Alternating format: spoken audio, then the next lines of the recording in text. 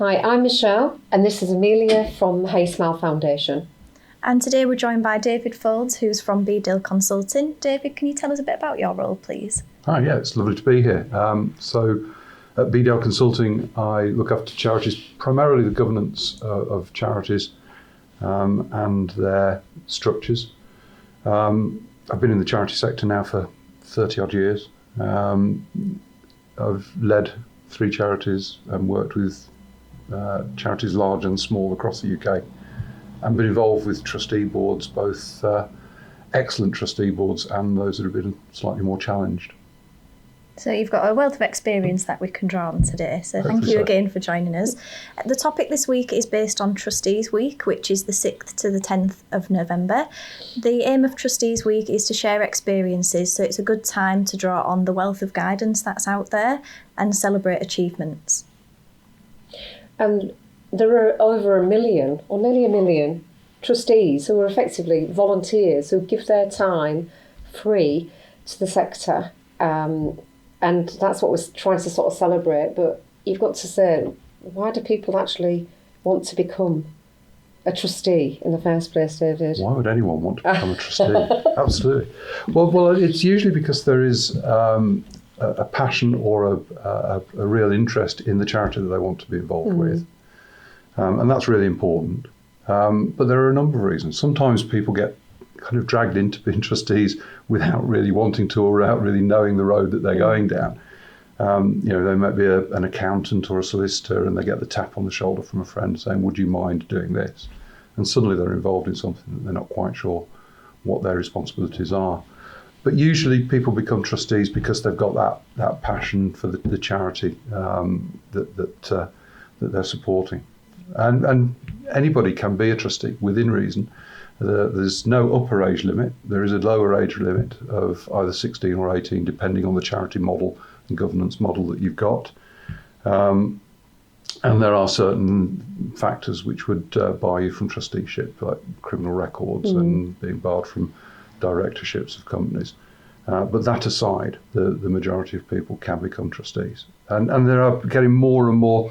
Trustees are becoming more and more diverse, which is great. There's a statistic which I quite like from a few years ago that at one point in the not so distant past, there were more trustees called David than there were women trustees in the charity sector. And whilst, of course, it's important to have a David on your board because Davids bring a lot to the board, the sector's moved on, and the whole charity trustee landscape is now far more diverse, and so it should be. You should be looking, and not just diversity about gender and race and religion, but diversity of thought process too, so that you're getting trustee boards that challenge each other, which is really important.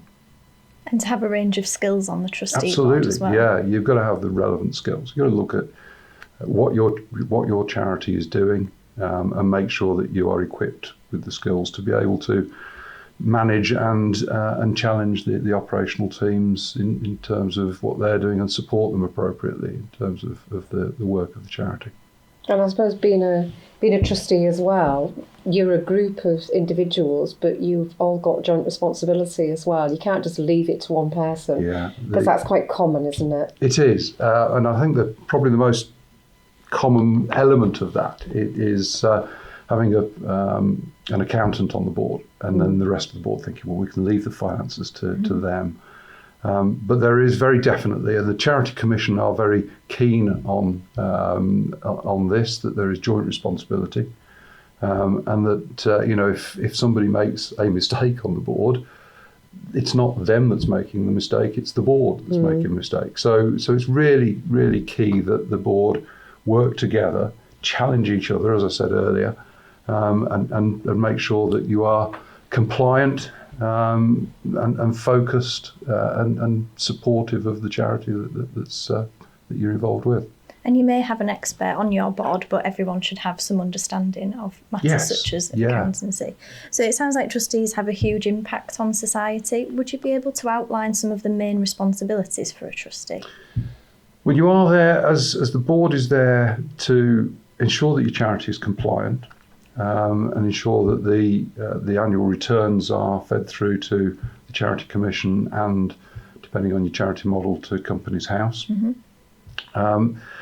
But really importantly, your responsibility is to support the leadership team of the charity, to challenge them to fulfil the strategic aims of the charity. So you're there to think about where the charity is going in the long term, to plan for that and to make sure that the team is equipped to be able to take it in that direction. So you've got a strategic vision of where you want your charity to go. Yeah. But it's always got to be within the purpose of that charity as well, because it's so easy to creep into other areas where you're not legally allowed to go. You've got some very clear objects within your charity governing document about what your charity is meant to be doing.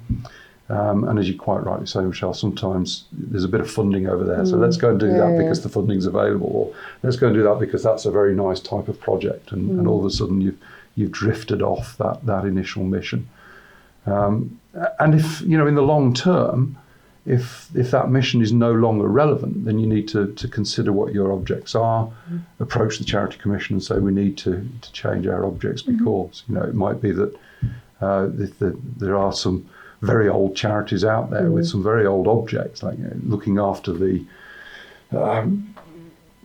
older women in need on such and such a street in Hull, which no longer exists, and there aren't that demographic. But there is the wider public now needing help in that area. So you need to think about how you're going to support that, and if necessary, go back to the Charity Commission and say, this was the objectives when the charity was first set up. 400 years ago. 400 years ago. But actually things have moved on. And this is where we're now at. This is where we now need to be focused. So there's nothing stopping you drifting into an area of need, so long as you look at what your objects are, consider whether those objects are still relevant, and if they are, stick to them. And if they're not, talk to the Charity Commission about changing your objects. And there's a possibility to adapt. Yeah, very much. So if somebody's thinking about being a trustee, what advice could you give them, David? First and foremost, I think, make sure you've got the time. I think we've all been involved with charities where there'll be a quarterly meeting and trustees drop off the radar for 2.5 months and come back on with a couple of weeks before the meeting and say, so what's happening then? Make sure you've got the time not just to attend those meetings, but to really immerse yourself in what's happening with your charity and to be there to support the charity when needed. Have the commitment to the charity's purpose, so you are actively interested in what the charity is wanting to do and to achieve. Think about what skills you can bring in. So, you may be a solicitor or an accountant. It may be that you've got lived experience of the work that the charity is doing, so you can bring real world experience to the board. But have something that you can bring in and be prepared to work with others to achieve. I think one of the, with the contacts that we have within the work that we do within the East Riding, and a really important thing for me is about the communication and social media side of it. So having somebody with those skills from that sort of background, wouldn't have been something they would have looked at years ago. It would just been like, oh, we need a treasurer and what have you. But I think the communication sort of side of it is absolutely key nowadays to have on your trustee board. Definitely. And I think the recent research said that there was something like 70% of charities boards said that they were not confident about IT. So that gives us an impression of kind of what boards are looking like and where we need to go as trustee boards. The average trustee board is still older in age, and it tends to be sort of people that are recently retired that will get into that. And maybe their skills, as you say, certainly in social media, maybe in IT, aren't as current and contemporary as some younger people, and it would be great. There is that lower age limit of 16 or 18. It would be great to get more people of that lower age limit, in a lower age group, into charity trusteeships. So perhaps targeting sort of colleges and universities. you know, sort of when in businesses in particular, where they've all got management structures and they've all got development, personal development. It would, to me, sounds like an absolutely perfect role for somebody who's thinking about getting into management and developing their skills. Absolutely, and indeed, university student unions are themselves charities, and so and their trustee boards tend to change every 2 or 3 years because the students are moving through their courses. And that's a really good way of getting in, if you are at a university, to getting into trusteeships. And you're quite right, Michelle, it's a great way to build your own CV and your own career, is to think about how you can give some voluntary time back into the charity sector, and learn and develop your own managerial skills. And the other factor there, of course, is it is voluntary. You know, the trusteeships are not paid. They are if you like, the charity equivalent of non-executive directors on public companies, but they're not a paid position. So you've got to be able to afford to give your time freely. We have plenty of resources, don't we, on vcse.uk about the overall effectiveness and accountability of trustees. You touched on meetings earlier and being prepared for meetings, so we have several downloadable resources on that, and also things such as an induction checklist. So potential trustees know what they should be doing, but also what to be asking for if they are considering becoming a trustee. Absolutely. Don't just say yes is the big thing with being asked to be a trustee.